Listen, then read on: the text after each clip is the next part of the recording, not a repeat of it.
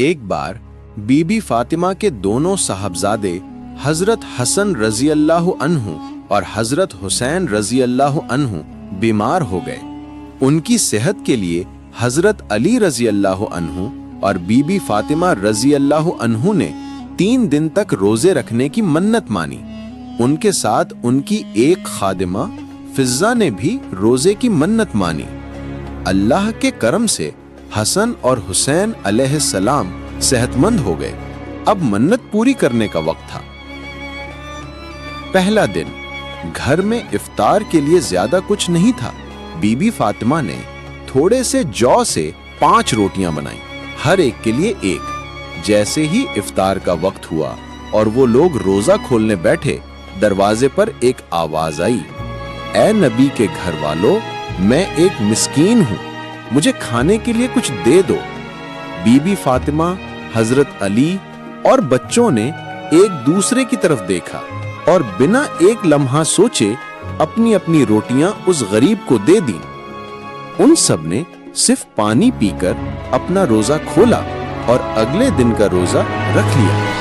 दूसरा दिन, अगले दिन बीबी फातिमा ने फिर 5 रोटियां बनाई। इफ्तार के वक्त जैसे ही वो लोग रोजा खोलने बैठे, दरवाजे पर फिर एक आवाज आई, ऐ अहले बैत, मैं एक यतीम हूँ और भूखा हूँ। उस दिन भी उस घर के हर मेंबर ने अपनी रोटी उस यतीम को दे दी और खुद सिर्फ पानी पीकर सो गए। तीसरे दिन इफ्तार के लिए फिर 5 रोटियां बनाई गईं, लेकिन उस शाम दरवाजे पर एक कैदी आया और उसने खाने का सवाल किया। उस घराने ने तीसरे दिन भी वही किया, अपनी सारी रोटियां उस कैदी को दे दी और खुद 3 दिन से फाके की हालत में सिर्फ पानी पीकर रोजा पूरा किया। अल्लाह की तरफ से इनाम।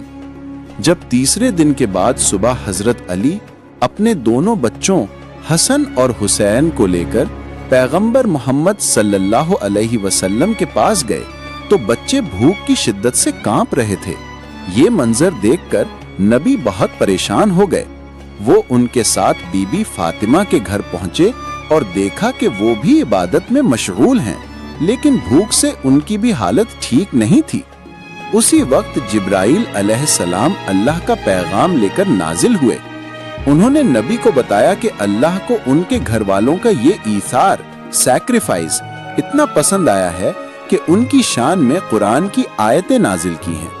ये आयतें सूरा अल इंसान यानी सूरा अद-दहर की आयत नंबर 5 से 22 तक है, जिनमें से एक आयत का मतलब है, और वो अल्लाह की मोहब्बत में मिस्कीन, यतीम और कैदी को खाना खिलाते हैं और कहते हैं कि हम तो सिर्फ अल्लाह की रजा के लिए तुम्हें खिलाते हैं, हम तुमसे ना कोई बदला चाहते हैं और ना ही कोई शुक्रिया।